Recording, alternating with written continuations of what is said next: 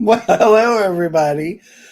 Welcome to We Are Here Now, a collaborative community talk show focused on a variety of topics to start conversations and inspire insights. This show is focused on looking at the current world we live in through the lens of the Michael teachings. I am your resident host and channel for the Michael entity, Troy. For more information on anything or anyone in this video, see the description for links. And my pronouns are he and him. And I'm going to introduce the rest of the panel now. First up, we have Bobby. Hi, everybody. I'm Bobby. My pronouns are he and him. I am a servercast artisan, and I'm C2E2. I forgot to say that I am a servercast sage from Cadre 1 Entity 2. And next, we have Ro. Hello, everyone. So nice to be here. My name is Ro. My pronouns are she, her. I am a artisan cast priest from C2E7. Next up, we have Caitlin. Hello, everyone. Welcome back. My name is Caitlin. My pronouns are she and or they, and I am a priest cast sage from C2E2. And last but never least, Connor. Hello, TLE friends. I'm Connor. I am a scholar cast sage from Cadre 1 Entity 2. And in this moment, my pronouns are he, him. Ooh, I like that. We have a lot to cover today, and it might go over. We don't know. But I'd like to note, based on feedback from certain people, there was a request to add after the credits. If anybody wants to stick around and continue the conversation, we'll keep the stream going live and keep whoever is available to stay on the panel present, and we'll take more questions and have more conversation for at least a half hour after the show. So there will be a post-credits casual part of the show now. So let me introduce the next segment. We got to get started. This is Michael Views the News.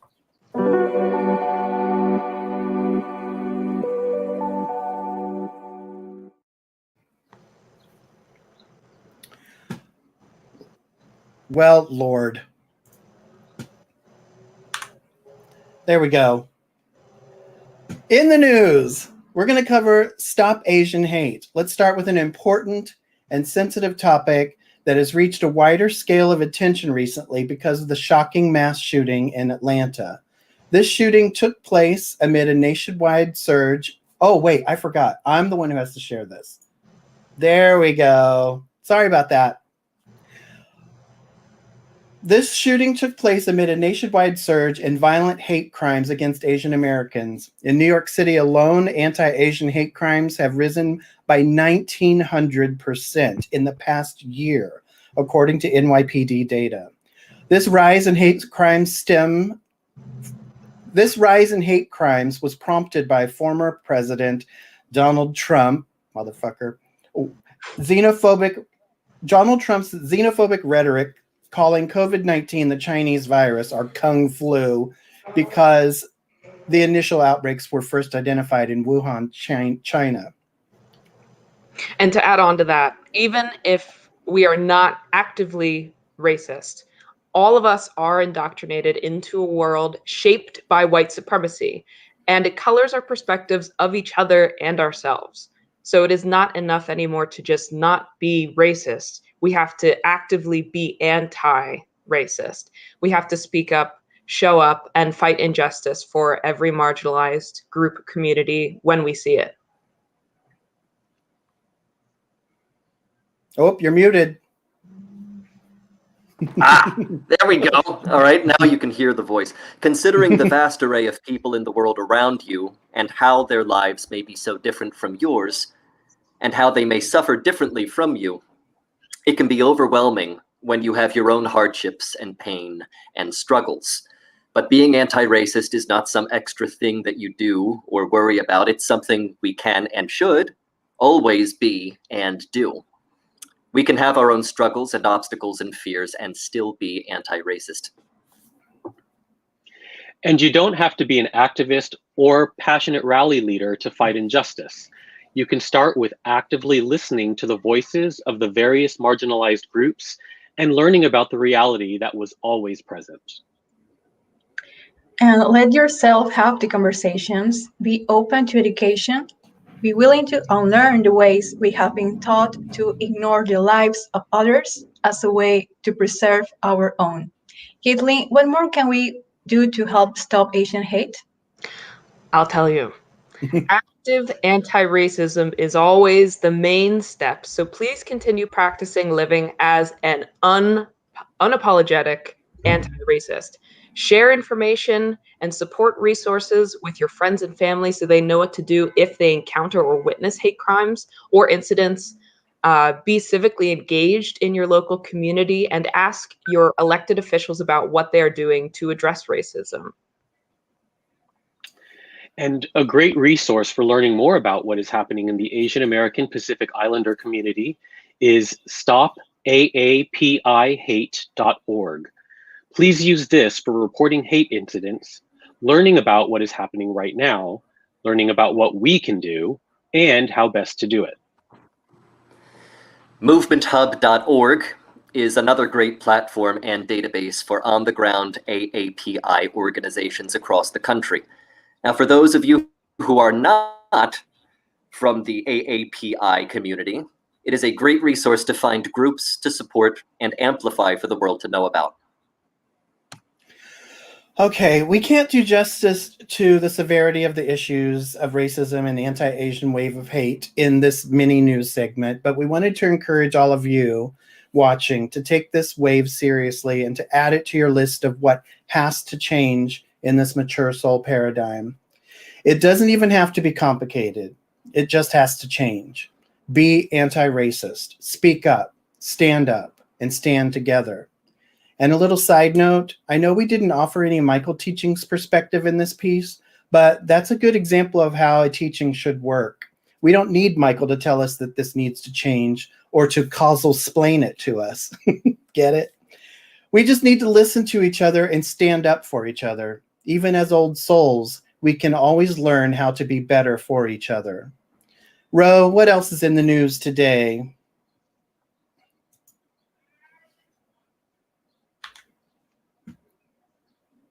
You're muted. You're muted. Okay, yeah. Sorry, I'm back. Okay, let's see. In the news, big tech versus activism. The Indian government under Narendra Modi unveiled a new set of digital laws last month, which give the government unchecked power to order social media companies to take down any content that affects the sovereignty and integrity of India, and divulge information about the sources of mischievous information. Disturbingly, large social media companies like Twitter, Google, and Facebook have complied with requests to turn over the private communications of non-violent youth climate activists. To learn more about this situation, please see the link in this episode's description.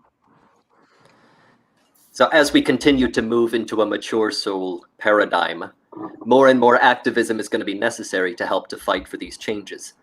Now, considering what happened in India, we asked Michael to comment on how the responses of social media companies to rights violations are likely to evolve, particularly in the context of the climate crisis. So we all saw after the Capitol riots, after January 6th, Western social media taking an active stand against Trump and QAnon. Why aren't they doing the same in India? Why are they being so complacent in non-Western countries? So Michael has responded by saying, quote, social media is the mature soul paradigm. It was created by young souls to capitalize on a future that was in full momentum, but it is the reflection of mature soul reality. Younger souls who tend to be in their positive poles and manifesting essence will tend to recognize the importance of adapting to changes in the world so that they can continue to participate in the ways that matter to them. For these young souls to continue being involved with creating and sustaining media of mature souls, they will have to play by mature soul rules. For now, there is a transition and much experimentation, but the changes will come that support the importance of mature soul values, which includes caring for the environment of Earth and the human future within it. This is not a prediction, but a matter of inevitability, as young souls will continue to seek out and play a valuable role in the world. Okay, over to you, Caitlin. Oh, you're muted. What's Sorry. Jeez, man. So next here in our new segment, thank you, Bobby, we're going to be talking about Elliot Page. In a beautiful moment, Elliot Page, who's an actor, became the first trans man to grace the cover of the Time magazine. In the first public interview since coming out about his gender identity in December, Elliot Page spoke about the mixed responses he received and the transformative effect of undergoing top surgery. Page will appear on the front of the magazine's upcoming issue under the headline, "I'm fully who I am." So beautiful. We asked Michael for Elliot's overleaves.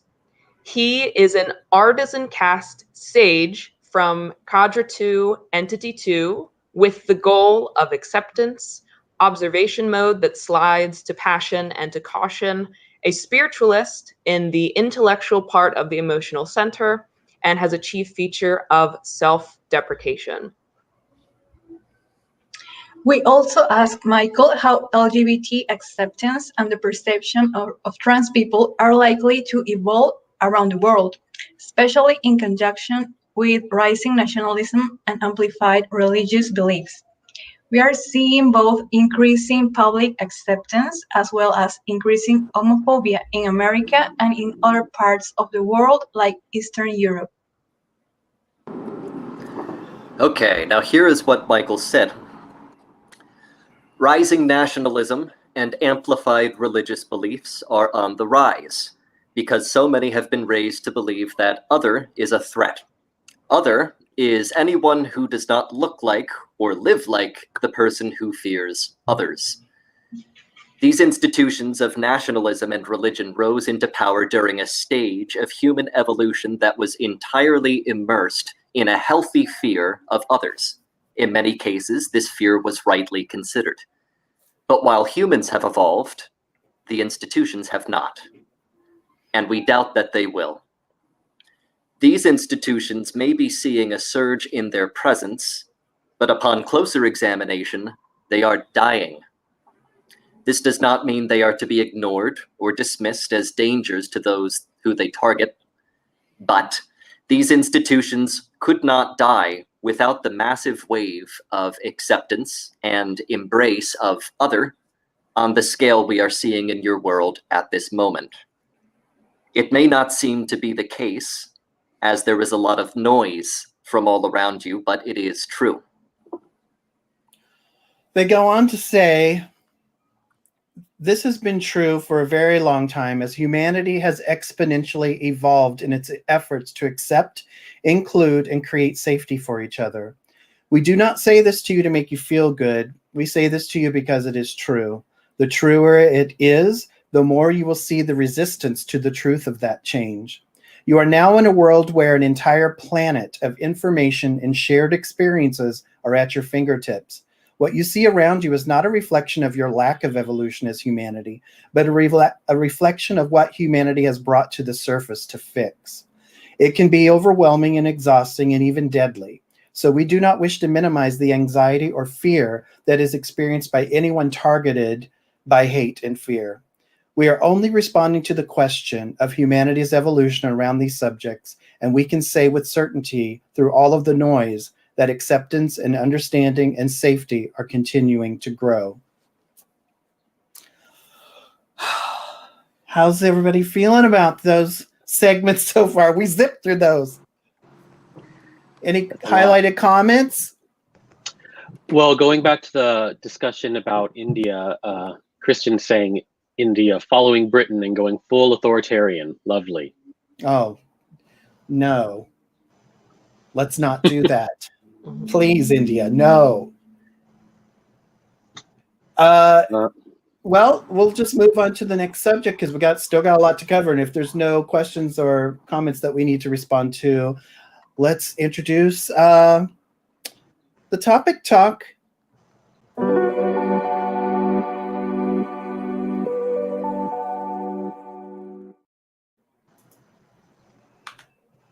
Well, hello again. So today's topic is the wonderful world of gender. We're going to cover sex, gender identity, and gender expression. These topic talks are designed to be conversation starters and ignite discussions and thoughts that go beyond the show. For today's topic talk, we're discussing the differences between sex, gender identity, and gender expression. Please do not take this segment as a complete representation of these subjects. This discussion is to help share information and encourage more comfortable discussions in a safe environment about our evolving understanding of each other. To help us facilitate this discussion, I'd like to present a quick video to help explain this topic better than I could. Here is Jessie Gender from The Advocate to explain some details that are important to understand in a mature soul world where we are more willing to see and accept each other as we are, not what we were told we are. Girl, boy, man, woman, cisgender, transgender, queer, gender non-queer, gender unicorn. With so many gender identities and terms being used, gender can be confusing to anyone. So what is gender? There are three categories to this conversation: biological sex, gender identity, and sexual orientation. Most people confuse biological sex with gender. Biological sex refers to biological traits that are usually determined by chromosomes. Most people are born male or female, with some people being born intersex. Someone is intersex when they're born without the typical XX or XY chromosomes. For example, a person may be born appearing female, but may actually have a male anatomy on the inside. Or a person may be born with genitals that appear between male or female. So biological sex, which determines if someone was born male, female, or intersex, is determined right at birth. Gender identity, however, is different. Gender is a social construct. That's right, a social construct, used to characterize traits within a person. People have put these arbitrary ideas of gender onto virtually everything, from genitals, types of clothing, career paths, and even colors. In today's society, tuxedos, penises, the color blue, and a love of football are considered masculine gender markers, while breasts, the color pink, dresses, and a love of Barbies are considered female gender markers. Many see gender as real, determined at birth, or a binary split between masculine and feminine. Yet these gender markers are not determined by your biological sex. They are ideas that we tend to assign a person based on sex. However, put simply, gender is how you see yourself. Biological males are given the masculine gender of boy, and biological females are given the feminine gender of girl. This is known as assigned male at birth or assigned female at birth. Many people feel perfectly comfortable with their assigned gender based on biological sex. These people are considered cisgendered. If you are a cis male or a cis female, your gender identity matches your biological sex. But for some people, their assigned gender identity doesn't feel right. So when a person's biological sex does not line up with their gender identity, they're considered transgender. Many trans people feel uncomfortable with their genitals, feeling that it doesn't wholly represent their gender identity. On the flip side, though, many transgender people do feel comfortable with their genitals, but are not comfortable with other aspects of their gender identity. So while genitals can be a part of a transgender person's gender identity, They don't have to be a major factor or even a factor at all. Outside of genitals, feeling transgender can just be a general uncomfortability with being treated as one gender when you feel like the other. A trans person who is assigned male at birth but identifies as a woman is considered a trans woman. A person who is assigned woman at birth but identifies as a man is considered a trans man. Remember, biological sex is different than gender identity, which is how you identify in your head and in your heart. The third component is sexual orientation. Sexual orientation is itself an entire spectrum of identities. Sexual orientation itself is also not determined by biological sex or gender identity. So sexual orientation is who you want to date, and gender identity is how you see yourself. For example, a trans woman who finds only men attractive is considered straight, even though she's trans. So to recap, biological sex is determined by your chromosomes, male, female, or intersex. Gender identity is how you identify on a spectrum between masculine and feminine. And sexual orientation is how your gender identity relates to the gender identity or identities that you find attractive. However, not all people identify as the binary identities of boy and girl, but somewhere in between the two. So gender isn't two locked boxes that we find ourselves in. Gender is actually a spectrum that we all can move along, or not identify with at all. But that's a topic for the next video. The bottom line, while sex is determined at birth, gender identity is self-generated. So respect everyone's self-identification.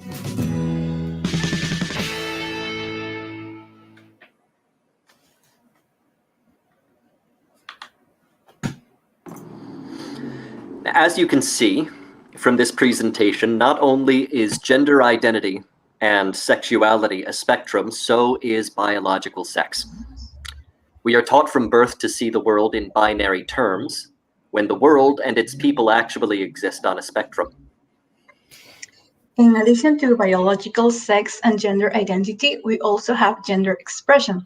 This is very different from the other two categories. And to help explain this, let's hear what Jessie Gender has to say. What gender do you think I am? Am I a boy or a girl? Many times people assume someone's gender based on how they talk, what up bro, what they wear, or what they're interested in. But all that is gender expression. So what is gender expression? To refresh, your biological sex, if you're male, female, or intersex, is determined by chromosomes. Gender identity, however, is how you identify as a boy or a girl within the social construct of gender. How you communicate your gender is known as gender expression. We give gender connotations to absolutely everything, from clothing to jobs to interests. When a person's expression of themselves matches what society says they should be expressing through their gender, they're considered gender conforming. A stereotypical example of this is when a girl wears a dress or a guy plays basketball. I like basketball. Yes, you do. And because you're a boy, you're considered gender conforming. But I also like basketball. So you're gender conforming too then. My gender is a girl, so me liking basketball is considered not gender conforming. When someone breaks the rules and expresses themselves outside of the societal gender norms, they're considered gender non-conforming. Being gender conforming or gender non-conforming is an action, not a form of self-identification. What that means is anyone can be gender conforming or non-conforming. Transgender, cisgender, whoever. Our idea of what gender conforming is has changed over time. Girls wearing pants was considered gender non-conforming. But today, girls wear pants all the time, so it's considered gender conforming. Gender traits aren't static or intrinsic to a certain gender. They change all the time. And remember, gender identity and gender expression are different. For example, Susie, she has XX chromosomes, so her biological sex is female. Her self-identified gender identity is girl, which makes her cisgendered. Cisgendered means that a person's gender identity matches the gender that they were assigned at birth. However, she sees herself as a tomboy. That means her gender expression is more masculine, which makes her gender non-conforming in some aspects. Susie shows us that biological sex, gender identity, and gender expression are all related but separate aspects. I like both superheroes and princesses. Wait, you like princesses? Princesses are literally the most badass people ever. But how can a person express both masculine and feminine traits at the same time? Perhaps I can help. Instead of just boy or girl, gender is actually a spectrum between masculine and feminine. Some people may identify as completely masculine or completely feminine, but many people identify as varying levels of both and identify somewhere on the spectrum. So someone may want to express themselves as mostly feminine, but still have some masculine traits as well. Someone who doesn't completely identify as boy or girl, but somewhere on the spectrum is considered non-binary. As gender expression and gender identity are two separate things, they each have their own spectrum. For example, someone can have a non-binary gender expression, but a completely feminine gender identity, like a tomboy. Someone can also have a non-binary gender identity, but a completely masculine gender expression. Gender can be fun. You get to explore your gender identity through your gender expression every day. There are no rules. Dang, that's a lot to remember. Yeah, even I don't get all that. At the end of the day, it's all about you. Just be who you want to be and let others be who they want to be. As long as we respect everyone and respect how they identify and express themselves, that's what's really important. Now wait! I think that's good. Do I?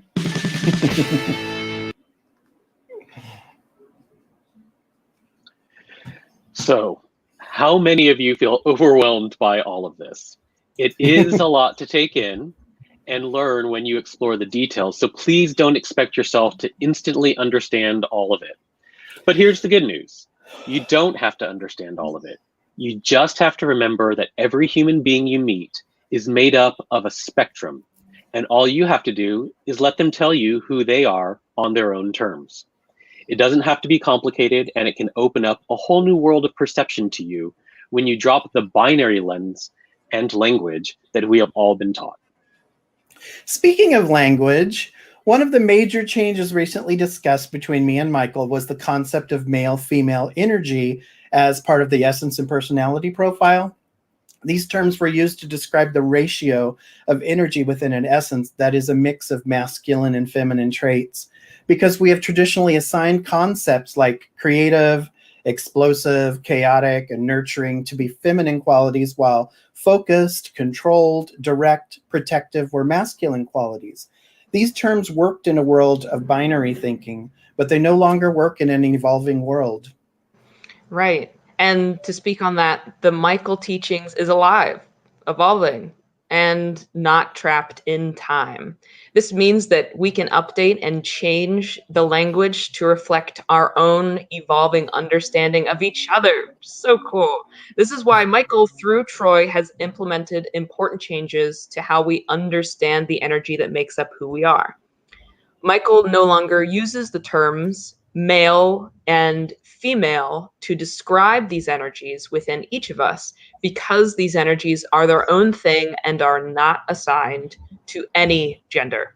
They are now referred to as focused and creative energies. So, panel, what do we think? What are our thoughts on all of this? A lot to cover. We did cover a lot. Let me highlight Absolutely. a few of our audience's comments. Poor James, he thought you said ginger at first, Troy. He's blaming it on your Midwest accent. He thought there was going to be some recipe or something. Christian said Jessie is so awesome. Oh, I'm glad you wholeheartedly agree. I'm glad you know who they are. Carrie said these are great explanations. Oh, that's good.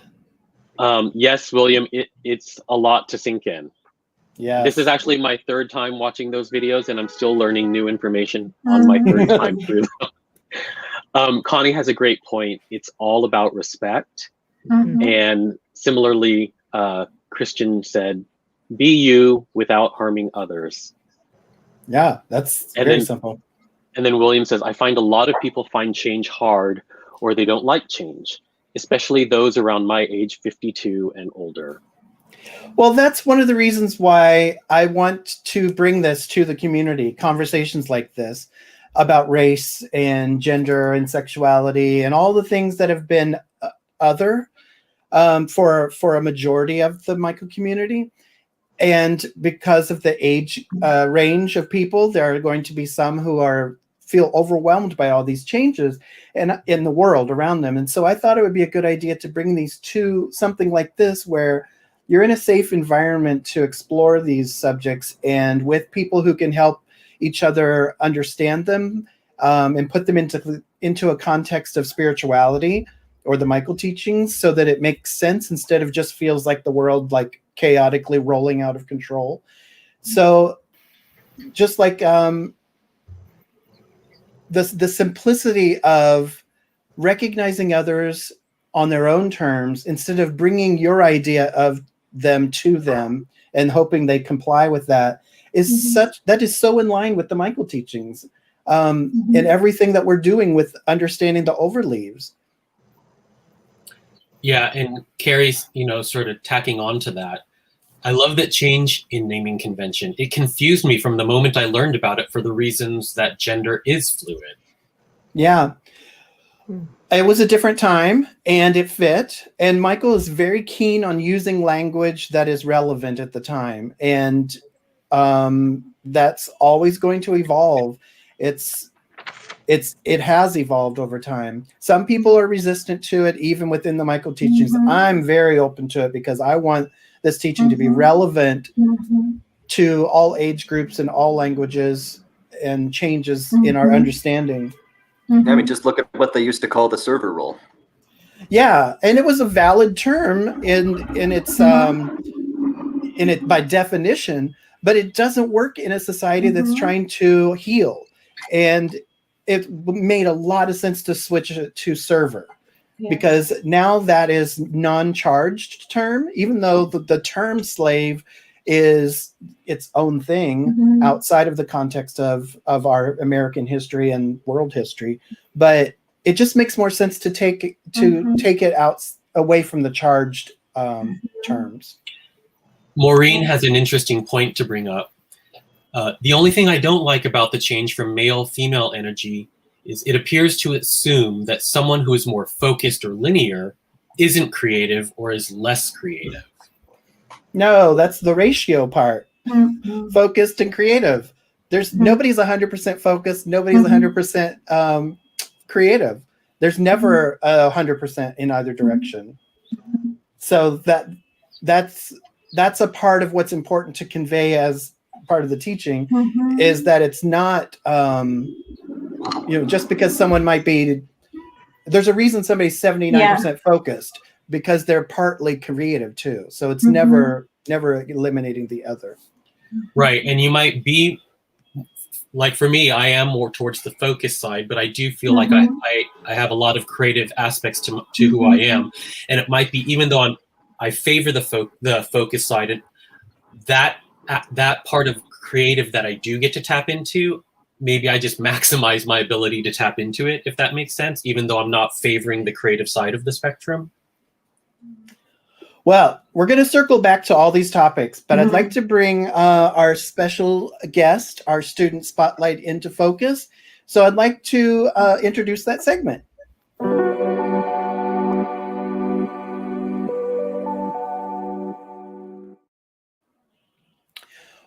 I would like to welcome Song to the show. Hi, Troy. Hey, Song. Everyone. I had a little blurb to introduce you and I misplaced it. Where did I put it? So please introduce yourself. Tell people your name, your pronouns, and a little bit about you. Sure. Your overleaves. Yeah. So my name is Song. It spells as CONG, but it's pronounced more like SONG. So I prefer to be called she and her. But there's a story to that. Actually, my name, even in Chinese, it's more gender neutral. So a lot of times when people first see my name and don't see my body, they think, oh, this might be a boy. Oh, really? So there's always a surprise element to my name. But, I wouldn't mind either ways. My only surprise was how to pronounce it. I had been saying it wrong in my head all those years before actually meeting you. No, that's totally fine. So I'm a sage scholar cast. So I'm the entity main of Troy. So I'm from Cadre 1, entity 2. Yep. Woo! Well, the first thing we've got to ask every student is, how did you come across the Michael teachings? So I think I share a similar story with a few other Michael students. So I started reading about past life, and one of the most famous book and author of this subject is Dr. Michael Newton. So he wrote a lot of books about his client, and when they're doing past life regression, they told their stories. So I started reading about Michael Newton, and then one day I just Googled Michael Newton past life, and then Michael teaching just came up. And then I click on the website, and then that's how it started. That's funny. Yeah, that's true. So just keywords led you to it. Absolutely. Oh, that's Thanks for funny. modern technology. Now, then how did you find, I mean, I know when we first met in person at the gathering. Yes. At the gathering, but how did you find TLE then from there? So I think I first landed on the michaelteachings.com. So I started reading, and then I think I read everything on that website. It's not really changing much. And then, so I started Google a little bit more about Michael teaching, and then more specific topics around, let's say, roles, and Cadre's entities. And then, Google again led me to, I believe, the old TLE website, pre-2016. So that's where I get to know Troy from the website, and then a lot of the other people who are active students on TLE today. I think after a year, we met in person in the gathering in 2017. That was wonderful. Yes. And I hope we can have those again soon. I missed everybody. Yes. Well, I think the pandemic still gave us an opportunity to, talk to all the students around the world. But yeah, I miss the in-person experience too. Yeah, the pandemic is really, it's done a lot. In a lot of ways, it's helped us, and hopefully we can take advantage of that and run with it. All the good that we've, because that old saying, I don't know if it originated with Michael, but we can't always control what happens to us, but we can control what we do with what happens to us. And I hope everybody's making the most of this horrific time off. So in your bio that you sent me, you had included that you love to travel a lot. And so I was just wondering if what places have resonated with you, that just, whether, not just on their own, but like what felt like something connected with you beyond it just being a lovely place. So I think I always connect with a place through its, let's say, famous people, culture, or even food. So one place I really like, it's Barcelona in Spain. So I think I started to feeling some kind of connection to the city because I really like Gaudi. So before I even, traveled there, I know of this famous architect and his work, and just feel instantly connected. And then what's funny is later, through Michael, I found out Gaudi is an artisan from our entity, and we are from the same working group. And I even have a concurrent who was born and raised in Barcelona. So I feel there is, a lot of connection that's already there. It's allowed into my current life. Well, that leads perfectly into the next thing I wanted to ask you about, because you also have a high interest in past lives and concurrence, and using the Michael teachings in your conversations with Michael to explore that. How has that been, and what have you learned, and what's rung true for you? Yeah, so I know past life is actually one of my true study or true play. Oh, Probably it's a true play. So I think for me, what's interesting about it, or what I learned from it, is I learned that although this personality as myself has a limited lifespan and has a typical, a way of thinking, a look, but my essence or my soul is not just limited to what you guys are looking at today. There is also always more to it. And I think another thing it helped me is help me really understands that we don't have to live our life to prove that we have certain value, that the society seems something good in you, because you always can, in a way, have more lives to explore different topics. yeah. So in this life, I think it's more important to just enjoy yourself, being yourself, and focus on what you want, not all the crazy things that's going on in the world. Yeah. So you think that exploring all these different past lives helps Mhm. you put into perspective how to get the most out of this one? Exactly. Yeah, yeah. Mhm. And then, it's a sensitive subject and it's an important subject, but you saw our Stop Asian Hate segment.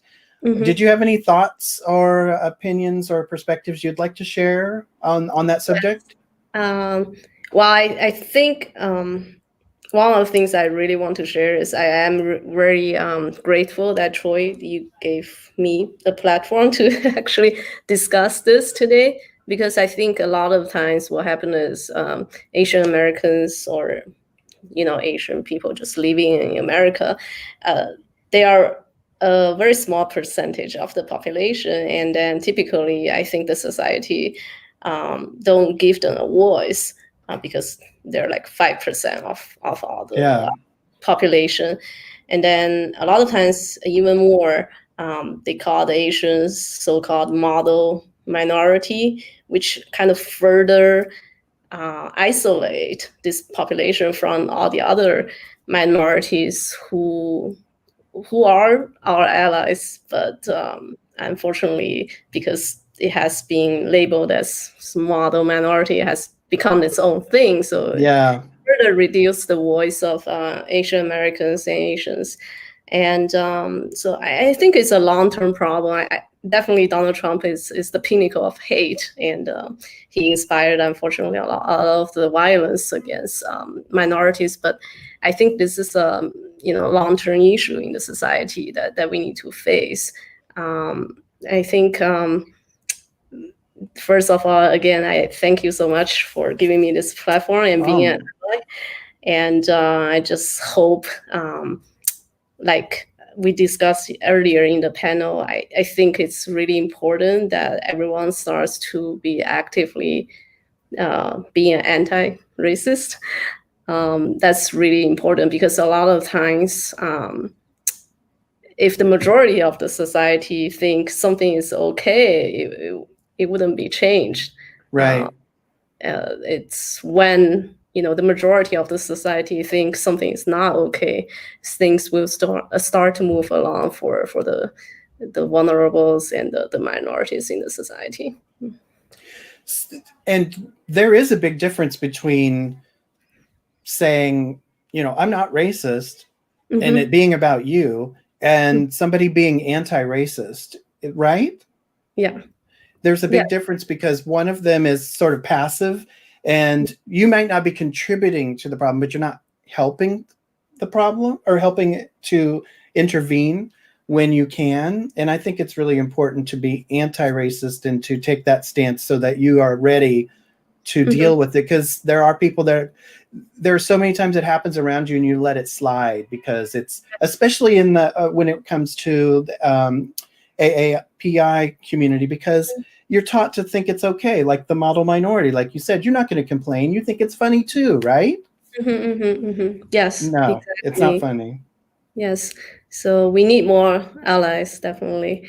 And it's when more and more people start to, complain about this kind of behaviors, that I think things will start changing, hopefully. And I hope so too. And I hope we're a part of that change. And thank Yes. you for talking about this. I really appreciate it. It's Yeah. our honor to have you on here. Thank you. So let's bring back the panel and let's open up the viewer Q&A segment.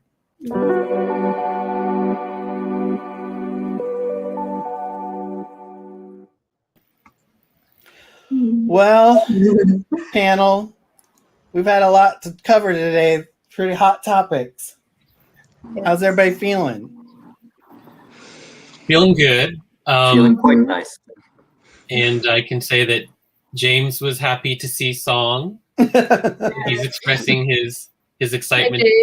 And it seems like there was a lot of, while we were doing the spotlight on Song, the conversation about energies continued in the chat. So I just wanted to bring up some of that conversation so that maybe panelists could also chime in to contribute to it. So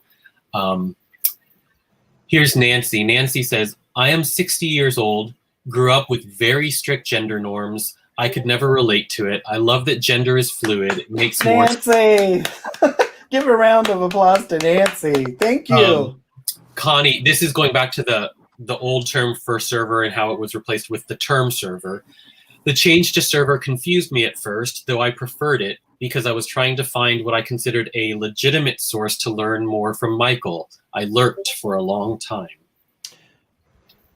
I'm glad that it stuck. And then, okay, here's all the conversation around the gender, male, female, and energy. Okay. Maybe we need more info. This is from Janet. Maybe we need more info from Michael on focused versus creative ratio versus ability to focus or create. Oh. Because I bet someone who is 100% focused can also be creative. Oh, yeah. Well, there's no such thing as 100%, Michael says. But but I really like the differentiation between being focused and the ability to focus. Those are different, and those have to do with our inputs that are relative to our role. So yeah, we can have a subject. We can discuss that further on TLE or in an episode for sure. Yeah, Maureen's saying maybe the word creative needs to be redefined. So it sounds like maybe for some people, that's sort of the hang up on these new terms as they relate to the energy spectrum. But then Diane is saying, I see creative energy as open, diffuse, nurturing, and she points out the energy hasn't changed, just the label. Yeah, that's the way I see it. I don't see a limitation on the... Oh, go ahead. Absolutely. Every role is a creator in their own way. Yeah, I mean, I see what the point is. So we'll explore that with Michael for sure. Yeah, Maureen says, I see creativity in everything and everybody, no matter where they are on the spectrum. Well, it's also, you could say the same thing about focus. Like there's always that ratio somewhere in everything. That's kind of what the point of the whole gender identity and gender expression, sexuality. There's never truly 100% in any direction. And a lot of what we see is what is a reflection of ourselves, especially if it's in other things, not people necessarily. But yeah, there's creativity is everywhere. Focus is everywhere. So I'm not sure what's, in my opinion, what's different about creativity versus focused. Is it that is it easier to see creativity than to see the focus in something? Because focus is like a weird word. Like, oh, I see the focus in this. What about structure and creativity? Well, in structure versus creativity. In our own lives, like for example, for you and me, Troy, in terms of the energy spectrum, I am more focused male, right? And you're more creative female. But there are plenty of times where I see you being focused and structured, right? And I would like to think that there are plenty of examples of when I'm exemplifying creativity, right? So I do see sort of I understand where we sit on the spectrums, but I don't feel like that's diminishing either of us in terms of our ability to access the other side of the spectrum. Well, that's kind of interesting because the male-female energy ratio or the focused creative energy ratio has the further it is to an extreme, the more it's, and the older the soul, the more you start to bring and emphasize the balance. Yes. So someone who's an old soul who has high focused energy is going to be far more focused on creativity in their lifetimes because they're looking for that balance. So ultimately, it's all about balance. So let's have some additional audience feedback. Here's Connie. I think it's also important to recognize that we all have blind spots concerning our own behavior and to correct ourselves when we have those pointed out to us. I think that's key, like not becoming defensive when something is called out in terms of your own behavior, but to use that as an opportunity to listen and to learn. Thank you for bringing that up, because I would like to give a shout out to all of the straight white men in our community who have taken a back seat for a moment and listened to the feedback and not took it personally that conversations are focused on, bringing down white supremacy and toxic masculinity and all these things that are tied up with the term straight white male, because there are so many in our community who have taken it seriously and have made changes in their own perspectives in a positive way without feeling like they had to defend themselves. And I really appreciate that. And I just wanted to give a little, shout out. That's so appreciated, because it could easily go awry. And we've seen it go awry in our community, by the way. That person's no longer there. But so it can go awry. So the people who, and this goes for all of us who get something pointed out about our blind spots, take a moment, take a pause and listen. No offense taken, says James. And then there's some more love. Along with this little photo.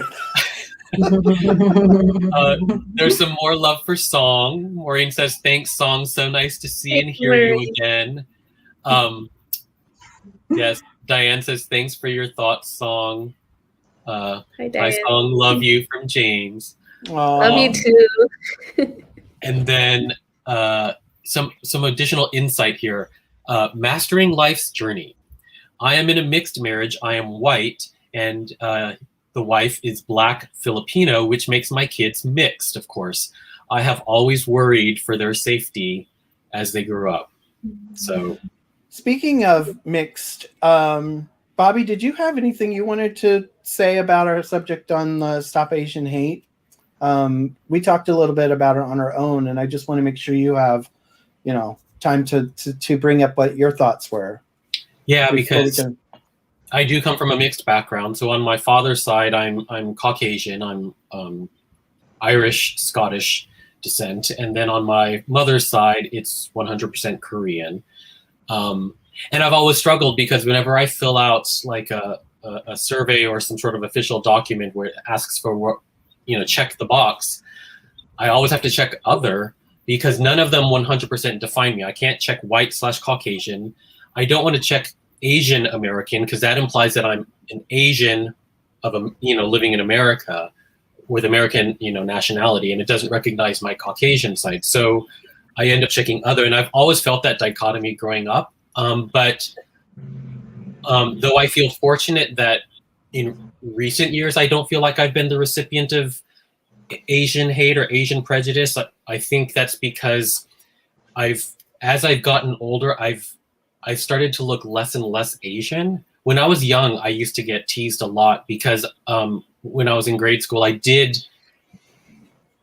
don't know, physically, I looked more Asian back then. And I hate to even say that, because what does that mean to look Asian? But I guess I looked in a way that people more readily recognized me as Asian. And I sometimes got teased and taunted for that, like on the playground.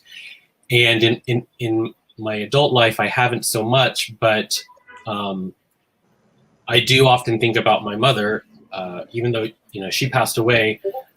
I think about what it would be like for her to experience some of this, you know, because I know it's often right now in society, it's the older generations of Asians that are often getting violently attacked and ridiculed in public and preyed upon, and I can't even imagine what it would be like for her to experience that, or to think that. I don't know. I just she was such a loving woman. I can't understand why anyone would want to attack her for any sense of otherness they may feel towards her. So, yeah, that's what I'm feeling right now. Do you feel like the lack of prejudice is because of getting older and just being a mature adult male, or do you think that there's something to the fact that we are in a society that has just been indoctrinated to give a pass to white people, and if you had looked more Asian, you would be still looked more Asian, would still be dealing with prejudice? Yeah, because I also have a very white name, right? My name is Robert William Keating.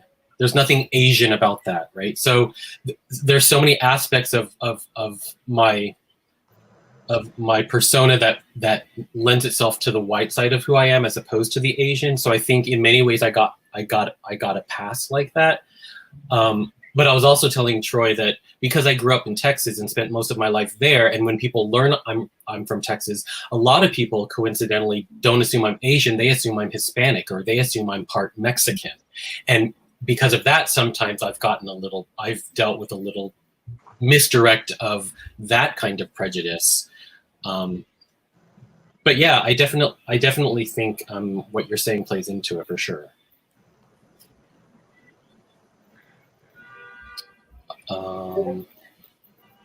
I just wanted to highlight a couple things. Diane here is saying, I think there's also less prejudice the more assimilated you are, which is true. And that's probably, I think that applies to me as well. Connie says, Diane, me too, though I'm primarily Caucasian. Sometimes I check other and write in human. Oh, this is in response. Diane says, Tex says he's always wanted to check mongrel in the box. That's problematic. I know it was probably supposed to be funny, but that's a term that's been used in really derogatory ways. So you might not have known that, but yeah. Diane also says people have different preconceived ideas of what male, female means too. This is going back to the energy conversation. Either way, Michael's definition is different.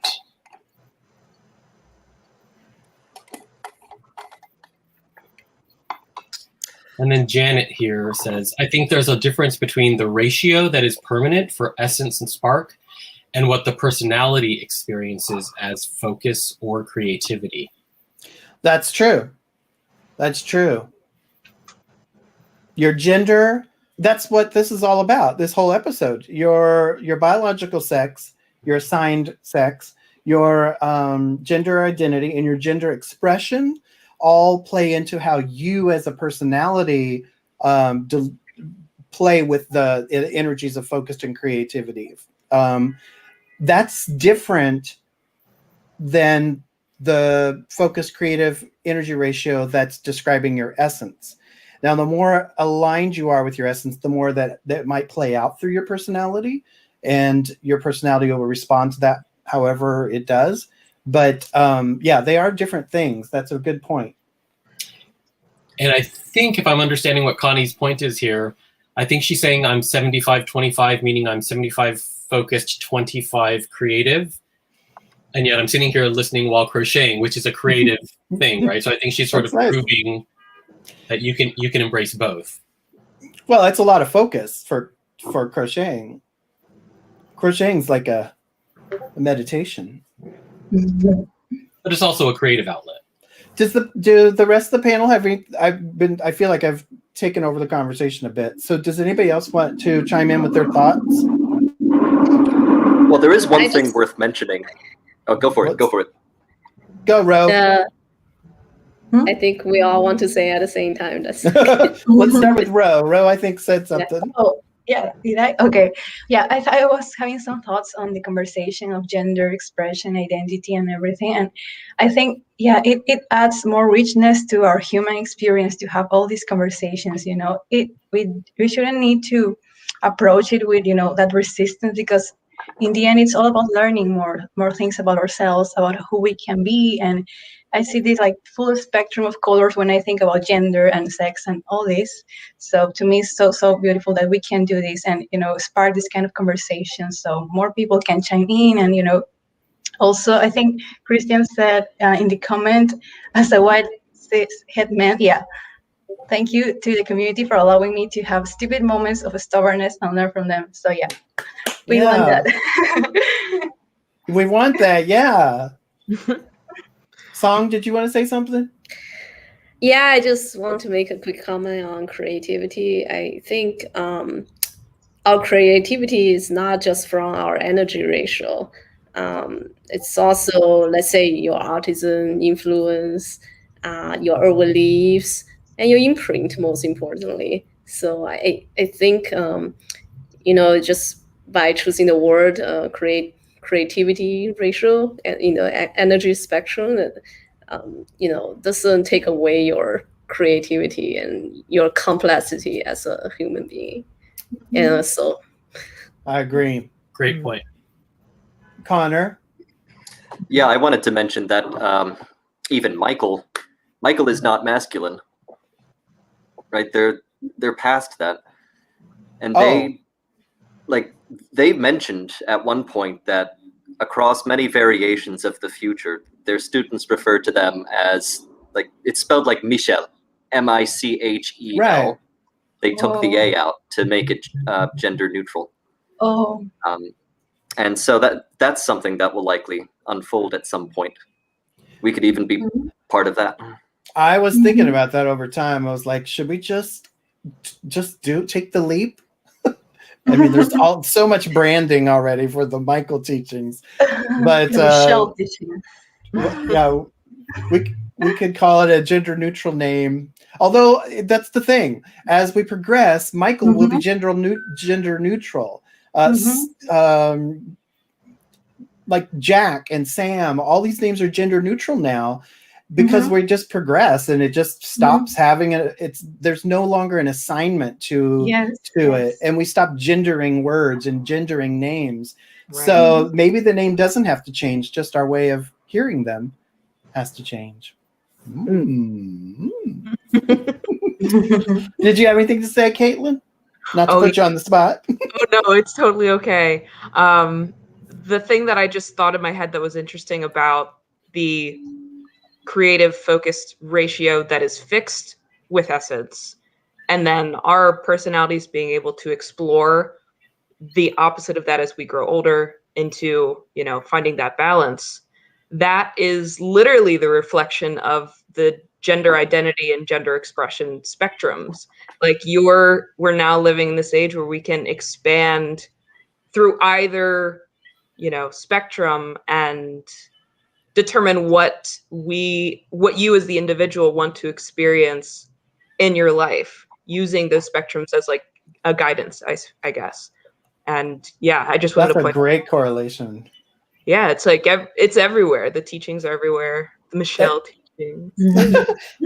I know it's great.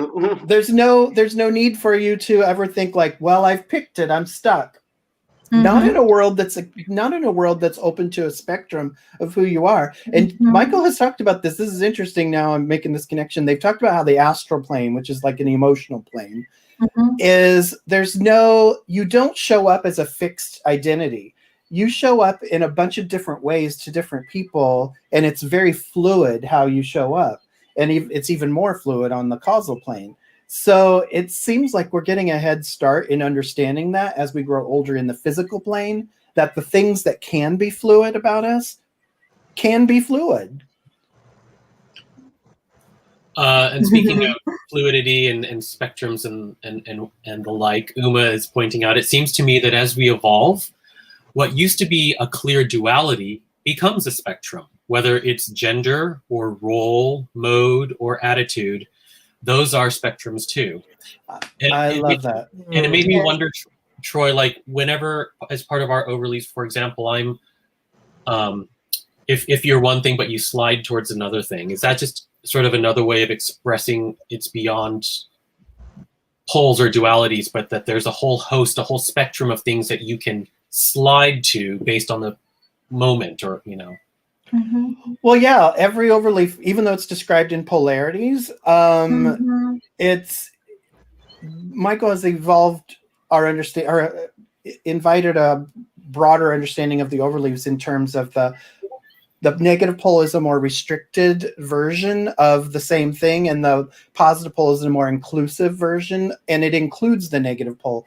So it's a big spectrum, and all of your overleaves, if you think about them as slider bars, like here's my mode, I'm over here towards this pole, and then my attitude's over here, and so yeah, it's a mix and match combination. I don't know if that was what you were asking, but everything is a spectrum, and it's got to have slide bars. Maybe we're going to have to change the profile chart. Right. But what, go ahead. No, yeah, they do. That's an example of how they slide on a spectrum, and even within themselves have their own spectrum. Connie is saying there was a girl named Michael in my high school 50 years ago. Yeah, I was going to say it's not. Michael's been used to name by female or feminine gender for a long time in a lot of cases, right? It's just more inclined to be assumed. Of course, Carrie steps into school as ironically French is a gendered language. So even though we say how are romance languages going to romance languages? Like the very words have a gender tied to them. Like how that's already changing. How is that going to change? I think that there's a movement, and I think it was Brazil, to create new words. Yeah, they're creating a new pronouns, and starting from pronouns. It's all like this discussion, and there's a lot of resistance from older people and the conservatives, but this is evolving so fast. Generation Z and millennials are like super into this. I remember seeing there was a video of a young girl somewhere in Central America who, like, she wouldn't say todos, she wouldn't say todas, she said todes. Like she made a new word, and older people didn't know what to. They couldn't wrap they were having trouble wrapping their minds around it. But I mean, it's very simple. But to be fair, it is understandable that years of programming, years of like this is no, but I mean, just within our own lives, these are subconscious things that we didn't have to think about because they were done. We're done. We know how to identify male, female, easy peasy, and we go about navigating using that subconscious bank of information, and now we have to go like, oh hell, we got to pull it up and reassign things and change things around. So I understand the struggle. That's why I'm like, you don't have to understand it entirely, you don't have to grasp the whole thing, just shift it all to adapt to understanding people on their own terms, and invite them to tell you who they are. It's that simple, and then just go from there. Maureen has an interesting point. That's why I like using M entity rather than Michael. That takes the singleness and the gender out of the teaching. There we go. Mintity. Well, the Mintity teachings. Flavorful. So we're going to grab a few more comments here, but we've definitely reached the hour mark. I don't know if we need to do a post-show discussion, but if we do, everybody in the comment section or in the chat, let us know if you would like us to stick around for after the credits for more conversation. If you think that we've covered everything and we're done, we'll wrap up the show here. But speak now, or we'll be gone. Well, it sounds like they're excited about the conversation continuing. Okay. Uma's saying the positive pole includes the negative. So again, talking about inclusion across the spectrum there. And who among you in the panel would like to stick around if the conversation's to continue? I'll stick around. We'll just do it we'll cap it out at 30 minutes at the most. Here's some Okay. interesting points about languages. Like Carrie was saying, I'm thinking specifically about Spanish. Ludmilla points out Estonian does not use she, he, or him, her. It's just one word for everyone. Is it Chinese or is it? Chinese, we don't have those differentiation Right. too. She and he in verbal terms, it's the same. In written form, it's slightly different. So I think it's very, actually, I think Maureen just raised a question to me. I was going to mention that it was a struggle for Chinese people to use the correct pronouns because we don't do that differentiation at all. And Song, and absolutely, yeah, please. Song, is that for both Mandarin and Cantonese? Yes, because we use the same writing system, although the verbal part is quite different, but the writing part should be similar. Isn't the grammar of Japanese a little bit similar in that there's no self-reference really? There's like in relation to others is how you refer to yourself? Am I misunderstanding that? Or does anybody know? I can't speak to that. I have no idea. No, I don't know. No, Song don't know either? Anybody in the audience?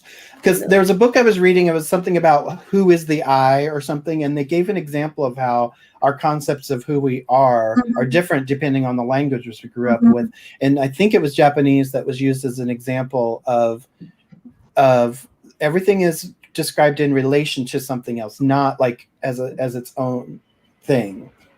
But I'm going to stop there because that's all I remember. Yeah, I'm not true, Carrie. So it might not be Japanese. Japanese has many pronouns for yourself for different levels of respect. I'll look it up. Scratch that. We'll edit that out. All right, we're gonna okay, go ahead and fit one more in, but we're going to oh nice, Brian. Good job. Just wanted to point out, Mastering Life's Journey said Tagalog in Philippines has one pronoun for all. Oh, interesting. Maybe that's what it was. No. Did everybody say they're sticking around? Yeah, I am. Oh, okay. Then we don't need to do a credits roll. We'll do that after this. All right. Yeah, sure. Carrie's pointing out machismo isn't going to go away so easily. Could take a few generations to change language. Oh, yeah, definitely. But that's the thing. Like, it just takes enough people. And the more that we put it into practice, the more people hear it, the more easily it changes. Here's a question. I don't know if you know the answer to this, Troy, but Janet asks, maybe Michael's last personality was actually a woman. Did anyone ever ask? I actually don't. I don't know. No, I feel like no one asked. I feel like it was shared through another channel that it was a male in that last life, but there was a strange context to it, so I can't say. I can't remember, but we can ask. Janet says, I just wish there were a way to be gender neutral without confusing singular and plural. And the interesting thing about that is the use of they and their actually, if you go back in the historical context, it did have a singular connotation. It wasn't just used for plural circumstances. So technically, by us using they or their to represent gender neutral, that is still implementing it in a singular way. Yeah, it's legitimate. It's legitimate grammar, and it's still used today that way. Like there's a car in the parking lot. So someone has left their lights on. Their lights on. It's like singular plural. It's used regularly and commonly, but we just don't think of it like that. But it's just good practice to change that. It's not assigned to only plural. It's always been used singular plural. We just didn't make that connection. So if you can just make that little connection, it's a lot easier. I don't know, but I always feel like I think we're eventually going to lean towards that being our pronoun, they. I feel like that's the word that everybody's going to go to. Right now we're in a transition, but eventually it really would make sense to be a genderless like pronoun across the board. Mhm. Maureen feels we need a new word. Well, I don't know. The newer words like Z and Zim and stuff like that, I think I will always honor those if somebody prefers those. But they add, or they make me more confused because they are new words. But they has always been used, and it already means what it means. So I like that.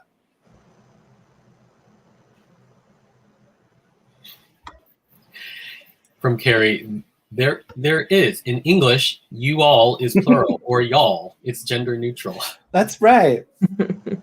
Texans had it right all along. I'd like to introduce y'all to the show. Maureen saying we can't create a new word. Let's get creative. There we go. She's on a creative kick. All right. Christian wants to use the word dude.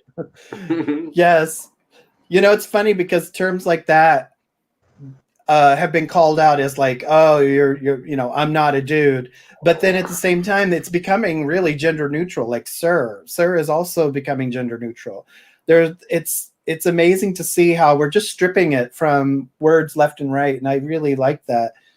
Now, what'll be really interesting is if we can stop using masculine origin to become gender neutral, because I would love to hear a positive response to a feminine word used to represent like a straight man and him be okay with it. But I can't think of an example. Madam, like let's start calling captains in the army madam. So speaking of that, Troy, I think the only thing I think is related is I see a lot of straight men started to wear pink a lot more than before. At least that's what I noticed. A lot of more people are open to that color, which typically is associated with more feminine quality. I think that's a good thing. But in terms of words, I don't remember hearing any words that's typically to refer to a female that's being used. Yeah. Maybe in the gay community, because the gay community has flipped, like referring to each other with feminine terms in a way of affectionately to honor that side of who we are, because it's usually not. So in that regard, it's not straight men, but it's men a lot of times that are referring to each other with gendered female terms, because it was a way of honoring that part of ourselves and recognizing it. And that could lead to some things if it eventually. Yeah. Girlfriend. And to jump in, I recently heard something that like blew my mind, just in terms of how obviously not every man does this at all, but just once men in general, not every man again, accepts the fact that female identifying terms or pronouns are just as empowering to them as male ones. Yeah. Rather than like, casting them aside for their weakness or for any type of negative stereotype, then there's movement there, Yeah, something with them associating feminine words with negativity or right thinness or otherness is just outdated. Very outdated. Yeah. Wait, we're missing some chat. Sorry, I was just responding to someone in the chat. Yeah, there's a larger conversation going around about the reference to guys. The use of guys, especially when it's only referring to a group of women or a group of females. So is you all akin to you guys or you guys? Maureen is saying guys is gender neutral. Janet says, I've always thought it interesting when people tend to use you guys, even when addressing a table full of ladies. Diane points out, I use you guys for women now because I've run across people who didn't want to be called ladies. So I don't know if any of the women on the panel have a personal point of view about ladies. Yeah, I want to make a comment about that, guys. I feel it depends on the context. I think if I speak to a group of women, I think it's more easy to use guys.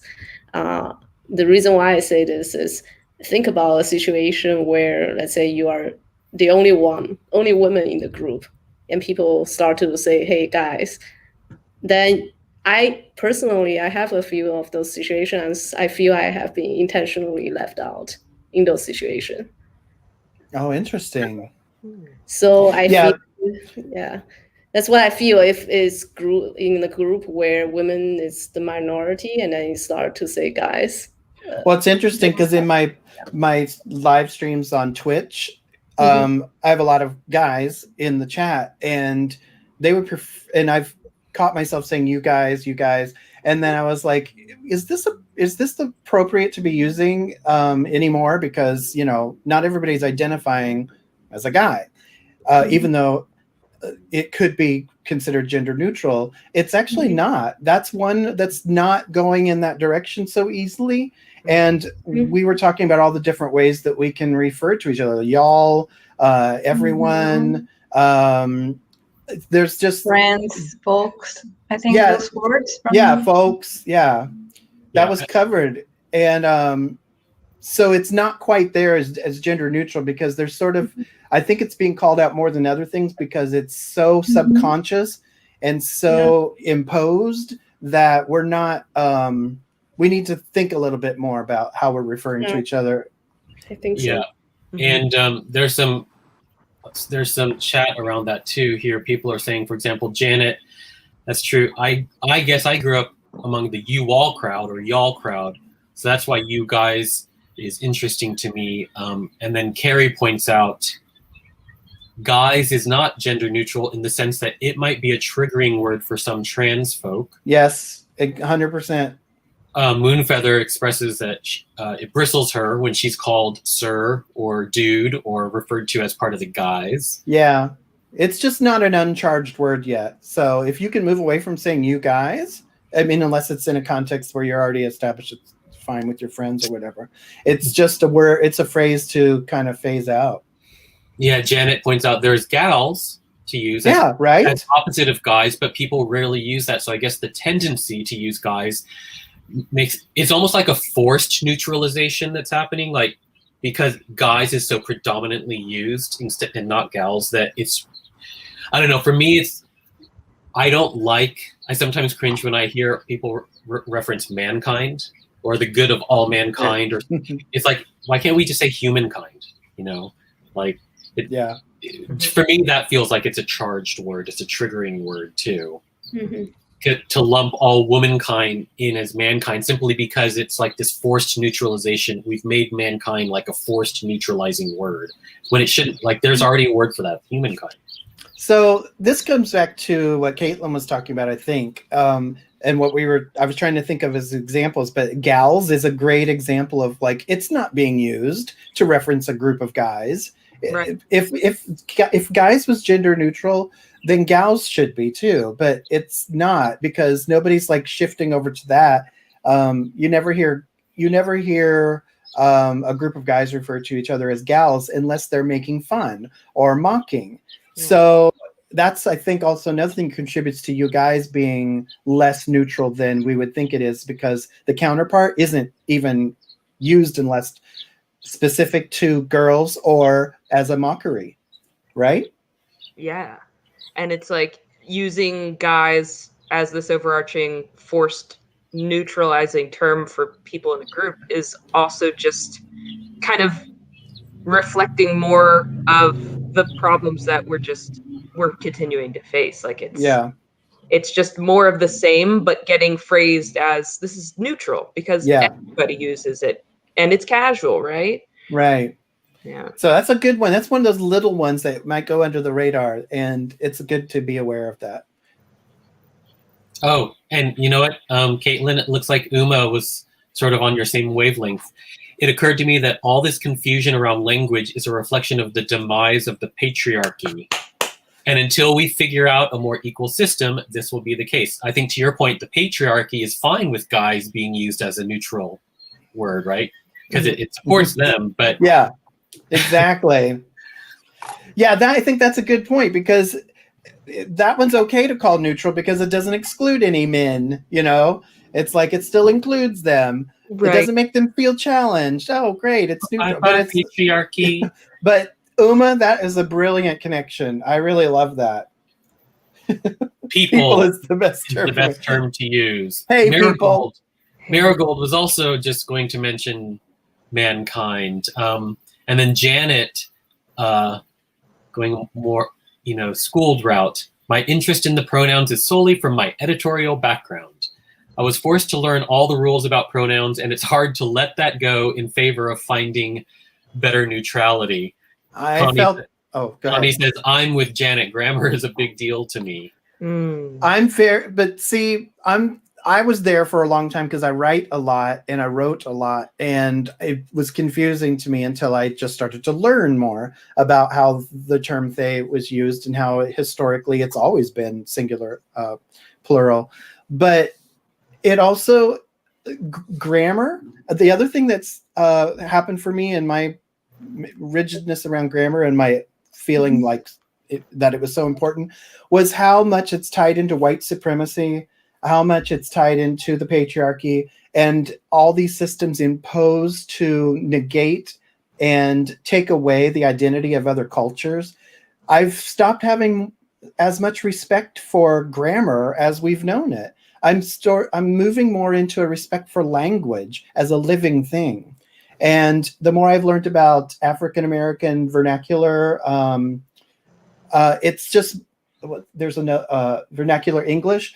I'm like, there's like whole other languages within English that are legit, have their own rules, have their own grammar. And it's not all, we don't have to comply to the patriarchal white supremacist standards that were imposed on us. It's okay for it to change. Mm-hmm. Yeah, and classism. That's a good point. Christian points out grammar tied to classism. Yeah, Janet.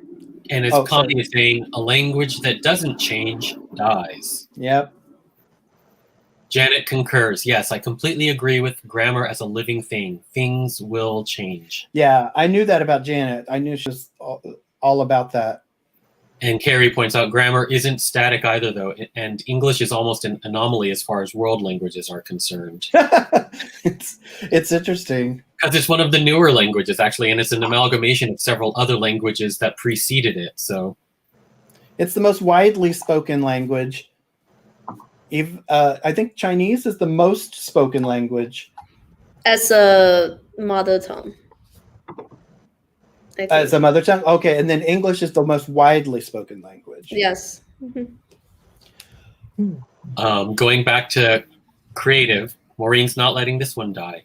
We need to be creative. We need new words. Even human has the word man in it. And I'm not a word history buff, so I don't know if the word human was first or if the word man came first. I think it'd be interesting to find out if human was created so that it can embed the word man inside of it. Sometimes I use the word assholes for humans. Just saying. Sometimes. Maureen says, it grates me to hear the word they used as a singular, except when you don't know the pronoun. It sounds like someone has multiple personalities. No. We'll just have to use it more often so that you become more familiar. I think the more familiar we get with things, the easier it is for us to embrace them and recognize them as normal and natural, right? Yeah, definitely. I mean, we just have to change the way we think about it rather than expecting others to change to fit what's easier for us to think. Mm. Mm-hmm. Let it be challenging. It's okay. But I do want to say we'll probably be wrapping up here in the next minute. And I would like to ask if Amanda would like to pop on so we can give a big thank you for running things behind the scenes, and also Amanda, and if it looks like Brian might have fallen asleep, I'm not sure. But if you guys, Angel. oh, okay. I wanted to thank Amanda and Brian for running things behind the scenes, and who came up with the after show open floor chat? Who That was added Brian. that? I wanted to thank him for that because that was awesome. I did not create that little banner, so he did that on the fly. And thanks for making. Amanda was busy today, and then wasn't, and then got busy again with us. So thank you for that. It took a lot of stress off today. What about Homo sapiens? Ludmilla is saying, how about Homo sapiens, which is another version of human? I am totally on board with calling everybody homos. Okay, I expected more laughs from that one. It's our genus, after all. I'm on board, Troy. All right, so we'll wrap up here. Why deny our We're going to say genus? goodbye. Oh, what, Goodbye. Connor? What, Connor? Why deny our genus? Right? Or is it pronounced? Exactly. Thank you all for hanging out, and thanks for sticking around for a post show. And thanks for the viewers for giving us more to talk about and great conversation. And thanks for being open to the subjects that we covered in the show. I know there wasn't a lot of Michael teachings involved, but I feel like some of the things we need to explore in the world don't require comments from Michael, but require our putting into effect what we've learned as either through the Michael teachings or just as individuals. And just also to say thank you to everyone who's viewing and interacting with us and participating, because really this needs to be a back and forth dialogue. And so the more that you all contribute and share your points of view and your thoughts, the greater the content will become. Oh, and thank you guys for all just supporting, and thank you extra thank you to Patreons who are helping me to get by and surviving. What does Outro.